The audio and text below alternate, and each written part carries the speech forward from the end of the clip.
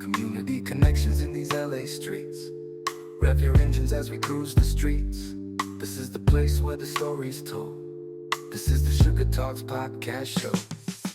Hey, welcome to Sugar Talks Community Connection. I'm so excited to have Eric. Eric is a firefighter. He's a first responder, and he also has a nonprofit, and he focuses on mental health for the fire department. Right? Yeah. Correct me if I'm wrong. So, Eric, tell us a little bit about how you got started. Like, what made you want to be a firefighter, Yeah, a absolutely. hero? Far from a hero, but this is interesting. So when you're going through the hiring process, there's always like a slew of questions that you get asked, right? And one of them is always, "What have you done to prepare for this position?"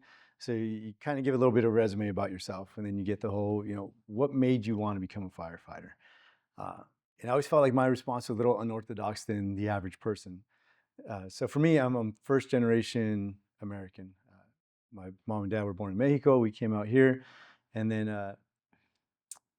we grew up in neighborhoods that weren't the most desirable. I would argue they were underprivileged, underserved than the traditional one. And I'm grateful for the way I grew up, but for us in those neighborhoods, it's like your life kind of revolved around that neighborhood. Mhm.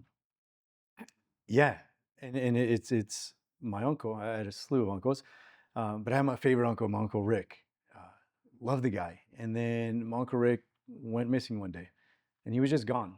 And in those neighborhoods, people disappear for various reasons. More than likely, it's because they've gone to jail or they're serving some sort of time. Um, they go on vacation. Vacation, but we all know what it is they've done. Um, and then I'll never forget it. I was 10 years old and I was playing in my grandma's backyard.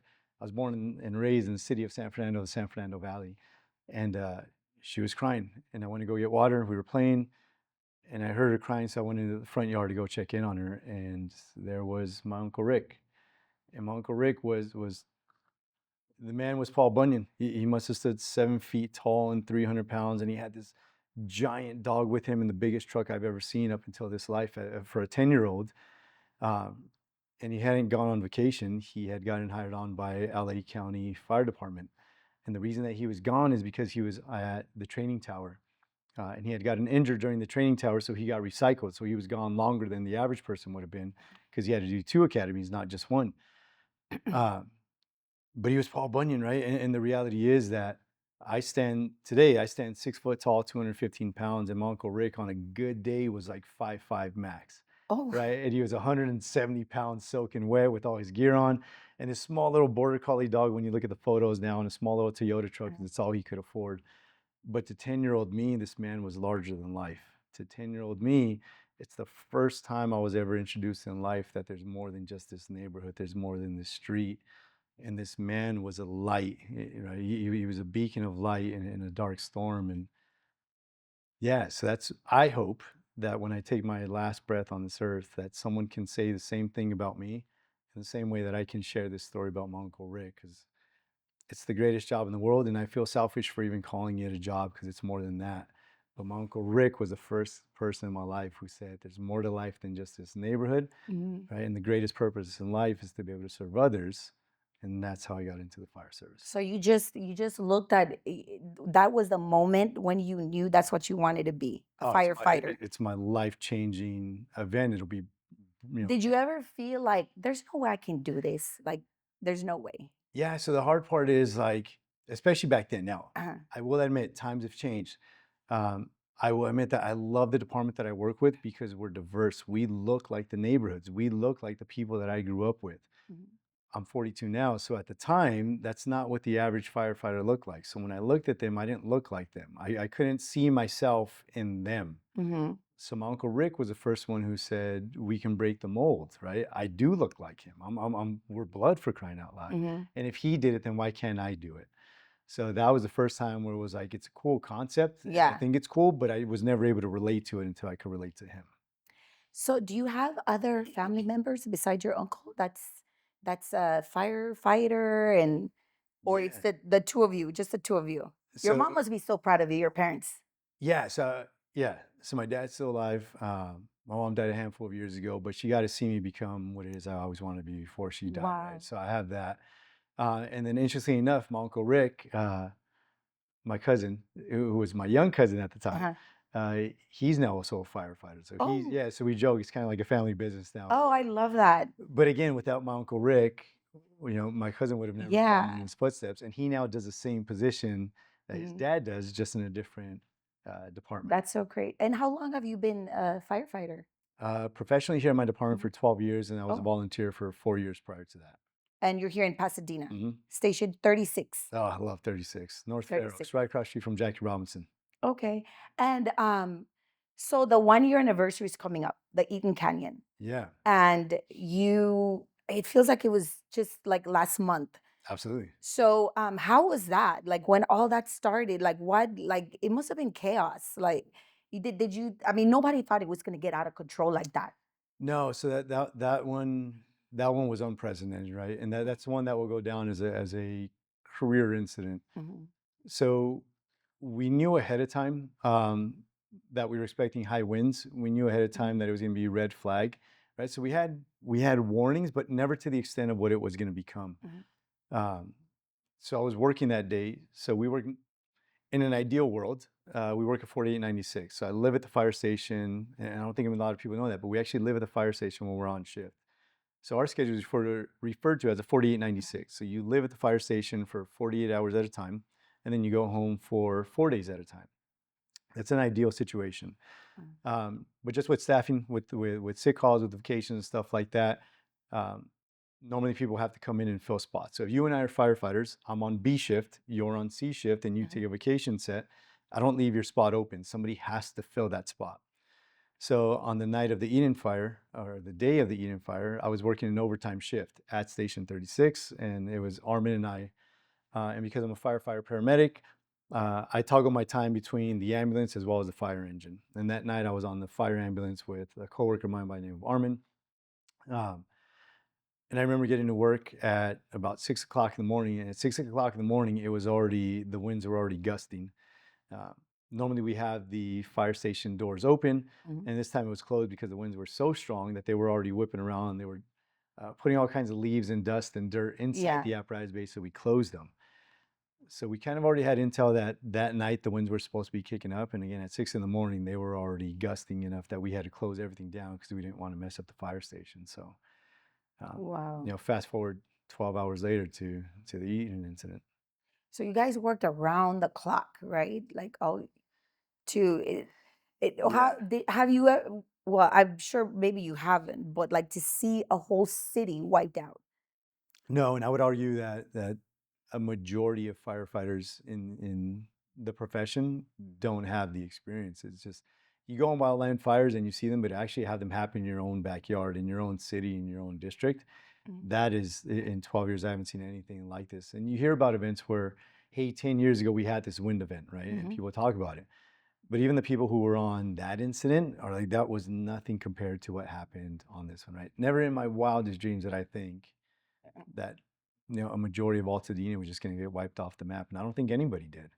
And it wasn't just Altadena, right? We put a lot of emphasis on that because that's our next door neighbors. Yeah. But Palisades was going Yeah. on at the same time, and the reality is that we had sent rigs out to the Palisades fire, never anticipating that this was going to happen in our own backyard. So every department in the area was stretched thin with personnel, with staffing, with apparatus. Again, I don't think anyone really had the concept that it was going to turn into what it did. Yeah, that was scary. I remember that night. Um, so did you I feel like the one good thing I mean there's a lot of good that Yeah. came out of it. I saw the community come together. I remember I went out there and I was helping a little bit, and but people were hugging each other, and it was so like emotional. But I know for me, it made me feel like I think there's more good than evil. We just don't Yeah. talk about it, and especially the fire department. I feel like everyone wanted to. I remember everyone just bringing stuff to you guys, and there was we were at a parking lot. I Yeah. forgot where, and the firefighter were actually bringing stuff, like giving it back to her. There's way too Yeah. much stuff. Yeah. So you guys were, I feel like you guys, people were just praising you guys. Yeah, so that's why I say where I feel selfish for saying it's the best job in the world, right? Mhm. Because to call it a job doesn't do it justice. Um, I can't think of another profession where you're supported in this capacity. Right? Mhm. And let's be honest here, I am a stranger going into your house. Mhm. I'm a stranger that when you call this number, people just show up, but you know nothing about me, and you were literally putting your life's trust in my hands, but you know nothing about me. Right? Mhm. I don't know of a greater honor than that. So we try to pay it forward that way, but then to get the community coming back and supporting us in the sense of It's so beautiful. it's Like I amazing. was Like seeing that, I and can't put that in words. yeah, I remember. I think I kind of compared the feeling that I felt when I was out and I would see the fire department. It was almost the same feeling as like September 11th. Yeah, it You was know, like our when you version of it, saw, right? and you look at, like the fire Yeah, department, like, oh my gosh. So that's how I kind of compare it, to that, like yeah, that, the feeling, yeah. I mean, um, so you also have a nonprofit, because I was going to ask you, I know, how do you, before we get there, how do you guys, or you, Yeah. how do you guys prepare yourself before, like if you get that call, like, it's going to be, like you don't know what to expect. How do you prepare yourself? Yeah, yeah. All right. Do you So guys meditate, or you just do it? all right. So my wife Maggie is a marriage and family therapist, right? She specializes Perfect. in yes, perfect. What better way to compliment me, right? But she specializes in first responders and she's a trauma-based therapist. Now, at times, Maggie will tell you that I was born without empathy, and Maggie will tell you that um, I have a hard time disconnecting from work life to family life. Right? I've got a Mhm. 7-year-old and a 9-year-old, and it's one of those where I feel like we're wired a little bit different. I Mhm. feel I explained to Maggie that there is calm in the chaos for me, where the more chaotic is, and I think a lot of first responders can relate to it, where the more chaotic the situation is for us, it's almost like the Matrix, like time slows down and things get peaceful amongst that chaos. I Mhm. don't know why, but I feel like that's the way we're wired, right? So it's one of those where, what do you do to prepare for it? My uncle told me You just do before I it. ever got hired on, it was just you're Yeah. not made as one, like you're kind of born into that, and that's your Yeah. calling in life, right? Um, but there's a lot of things that we do post that, right? Because you can Yeah. only see those types of cause, those types of trauma before it eats away at you over time. And there's that's where Maggie comes in. That's where the nonprofit comes in, Mhm. where I don't think we have to do a lot to prep for the call. When that alarm goes off, You it's just, just a light switch you hit, yeah. right? But eventually, if we equate it to there's a bucket, you can only fill that bucket up so much before it starts spilling over. Something has to happen to the contents of those bucket, right? Mhm. Now, can you put a little spout at the bottom and can you turn that spout on so that eventually it dumps out the contents of the bucket? Absolutely. Yeah. And that's kind of where the nonprofit comes into play because I think we're very good at responding to the incident. I think we're very good at disconnecting from reality to the incident, but I don't think we're so good at carrying the weight of that bucket for 30 years. Yeah. So you started, how long have you had the nonprofit? Yes, the And that's nonprofit. for the Yeah, mental so it's health. first responder mental health. So first responder in general, right? I don't care if you're a firefighter, if you're a cop, if you're a paramedic, if you're in the military, if you're a dispatcher, Oh, first okay. responders are first responders. Uh, so the nonprofit is called 809 Fight for Awareness. We started that in 2019. So not to get doom and gloom, but as of 2017, suicide is the number one leading cause of first responder death. Oh, wow. Suicide, right? I didn't know that. Across the board. And I don't think a lot Mhm. of people know that. And quite frankly, I didn't know that up until that point, Mhm. right? It's always been cancer, it's always Mhm. been cardiac. And it's the greatest job in the world, but I would argue that a large majority of firefighters, I can't speak for military or for police Mhm. officers, but a lot of us have come to peace with, we're probably going to get cancer when we die. I just hope that I don't get a bad cancer, Yeah. right? But that's the reality that we live in.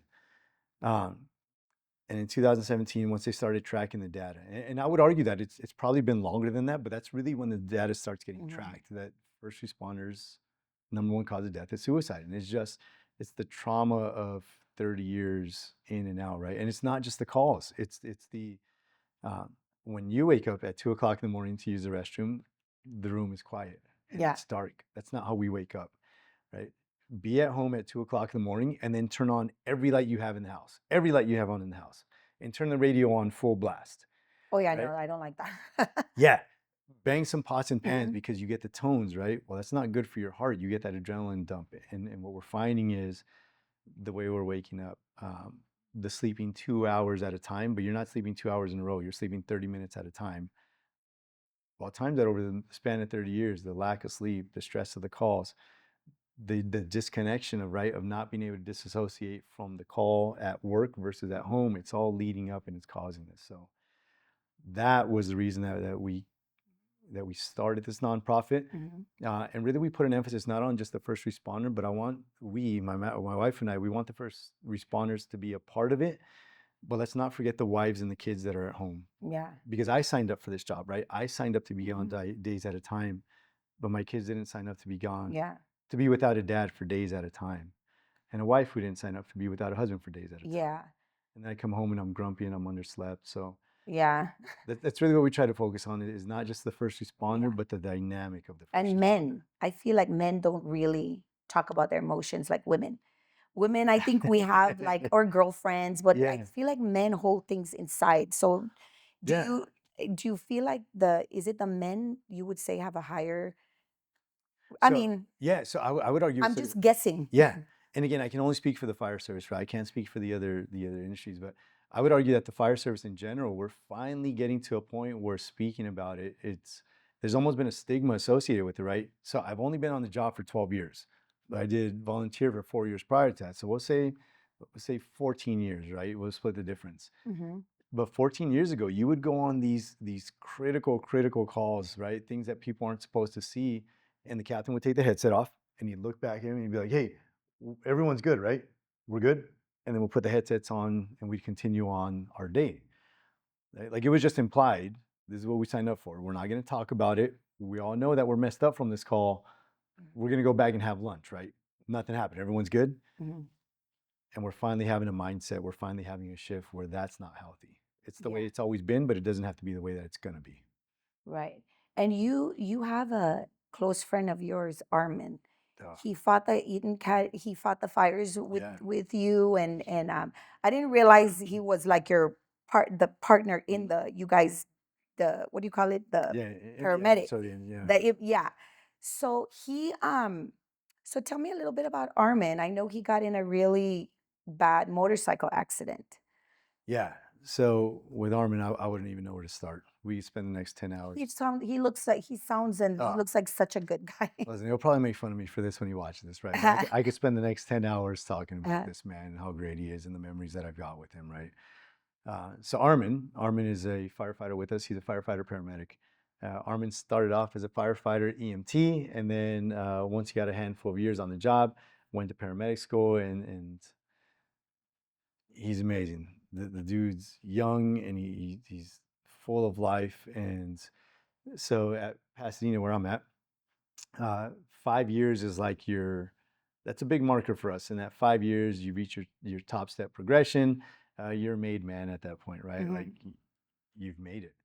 Um, so he made that, and he had 6-7 years on the job, and he's always wanted a motorcycle, but we have a lot to lose, right? So it was one of those where when he got hired on, he didn't get one because he was going through probation, and when he was still trying to establish a name for himself and really establish himself in the department, really be good at his craft and become a paramedic, become a firefighter. He put that side of him, he put that to his passion to the side because he was focused on being great at his craft, right, for the public. And then when he became a made man, it was like, hey, I'm done with paramedic school. I'm established. He can start his life. Uh, he purchased a motorcycle, and it was one of those where he loved it. And we would always give him a hard time, right? Because where the pole slides down in our fire station, he would park his motorcycle right there. He just falls on it. Yeah, so if you ever took the pole down, like you could literally straddle his motorcycle, right? And he thought it was funny. The rest of us hated it, right? So we would always give him a hard time for it. In the fire service, you show people you love them by messing with them. So that was amazing. And then at my department, once you have 5 years on the job, you can start getting ready to promote into the position of captain. So he and I were taking captain's classes together. We take a series of captain's classes. We take one class, He goes on his way, I go on my way. I get a phone call 45 minutes later. Something's happened.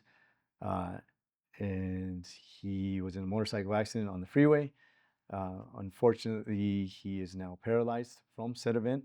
And that's kind of where we find ourselves now. And that's where we find ourselves holding this future fundraiser for him and this event for him. And that he's got a long road to recovery. And even with that being said, he is like the most cheerful, hopeful person in the room. You drive him in, you wheel him in here and he would just light up the room type deal. It's who he is.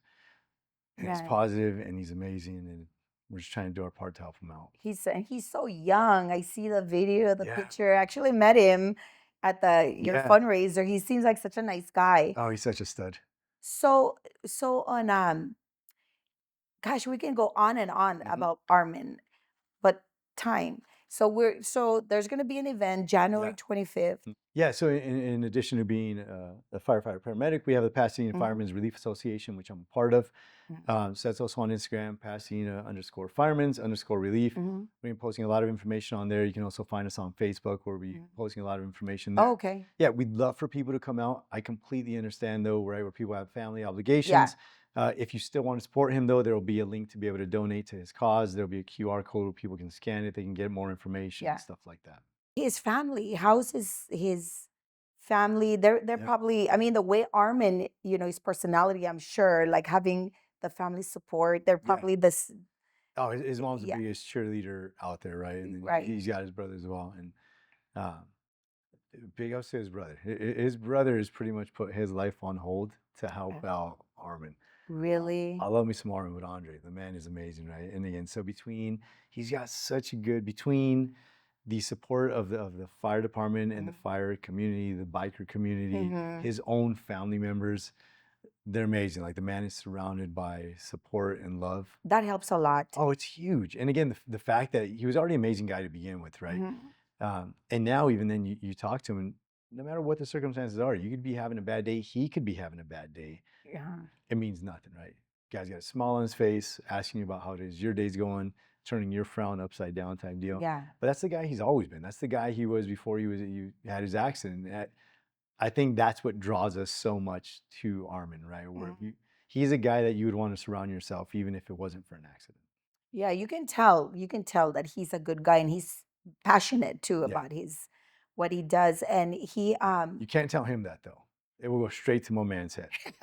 Okay, calm down, Armin. No, this conversation, I'm hoping he only sees 10% of it and the rest is edited out, because if he sees we're talking about, that's me. if he sees we're talking about him this way, he'll never stop about it. That's so cool. I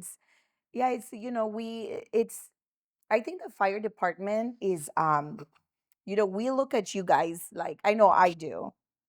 You guys, we run away from, fires, dangers, and you guys run into it. So when something like this happens, like to Armin, I feel like it's something where like people want to help, like the community, they all come together. I love that. It's a nice thing too. I'm sure you guys know that. Yeah, so what I love about, especially Station 36, right? I love what it is we built at that station, and that it's never our intent to just show up to work. So that station where I'm at it's a busy station. It does not have the funnest nights, right? It's very little sleep. There's good call volume there, right? And the people who are there want to be there. The firefighters who are there have chosen and asked to be there. And it's one of those where it was never our intent to be people who just show up. Like I genuinely believe like we want to be a part of that community that we serve. Like we have people over all the time, and you've got kids who've got homework, bring them over. We'll do homework with them. Like we'll hang out with them. You want to check out the rig? Absolutely.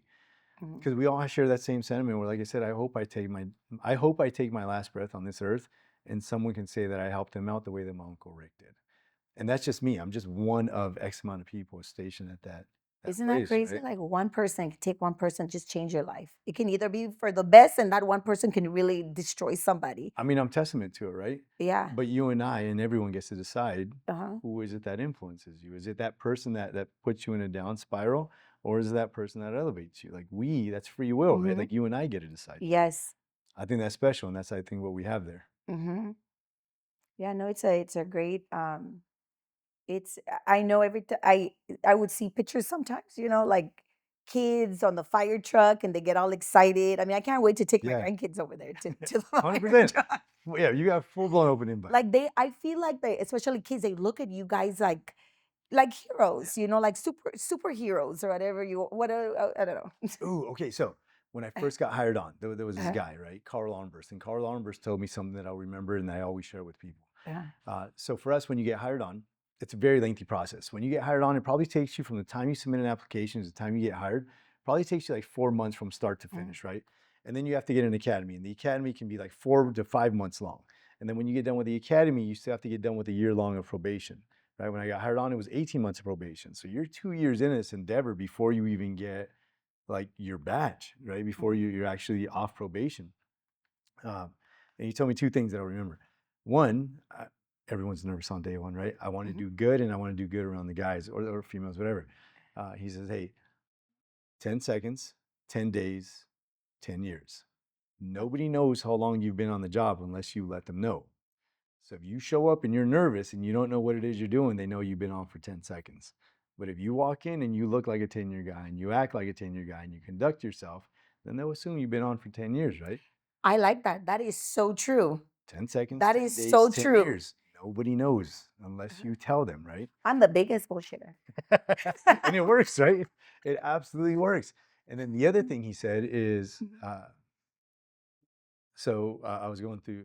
I'm gonna use that. You should, because I use it. Mm-hmm. And then the other thing is I was going through when it rains, it pours, right? So I was going through a divorce as the same time that I was going on probation, easily the most stressful time in my life.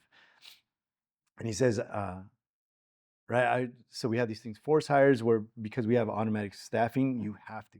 So there's times where you're supposed to go home and you get forced, and now you're working an extra 24 hours or 48 hours. Not because you signed up, but because you're forced for it, right? So I was feeling down, I'm going through divorce, and he pulls me aside and he's like, hey, I want you to understand something. It's probably around September. He says, next month you're gonna go to Target, right? I didn't know where he was going with it. I was like, okay. He's like, follow me. Next month you're going to Target, right? You might need to pick up toilet paper, toothpaste, whatever the case is. He says, all right. Well, it happens to be that it's gonna be Halloween. He says, what I want you to understand is that you're gonna look up on the racks. There's going to be Superman. There's going to be Spider-Man. There's going to be Thor. There's going to be the Incredible Hulk. And there's a firefighter outfit hanging out in that same rack. Somehow, some way, someone has put you in the same category as the Incredible Hulk and Spider-Man and Superman. And your turnout coat, that little kid has the ability to be a firefighter for Halloween. The day we lose sight of that is the day you no longer believe in the fire service or belong in the fire service. I like that. And he's absolutely right. I have done nothing in this world to deserve that honor, but it's what the public gives me, right? Yeah. So because of that, I owe it to the public to pay it back. I don't deserve that, but I get it. Yeah, I never putting it like that. It makes sense. And I never got it until he got it, right? But that was a 25-year guy on the job who had seen it, who had been there, who had done it. And he's just the guy who was trying to pay it, right? Because I'm sure he didn't come up with it. I'm sure someone explained that to him. That's great. I'm gonna remember that too. Yeah, so do I. Like I said, yeah. That's crazy. I'll get to my grave. You have all these people in your life that have helped you in molding you to becoming the person you are today. Oh, it's like all these different. Sometimes a stranger. I think you can come across a stranger. They say one thing, and you're like, you never forget. Oh, homegirl, I am. You never forget. I am 1% who it is I am today because you and I met. Yeah, it's crazy. Like complete strangers, and it's.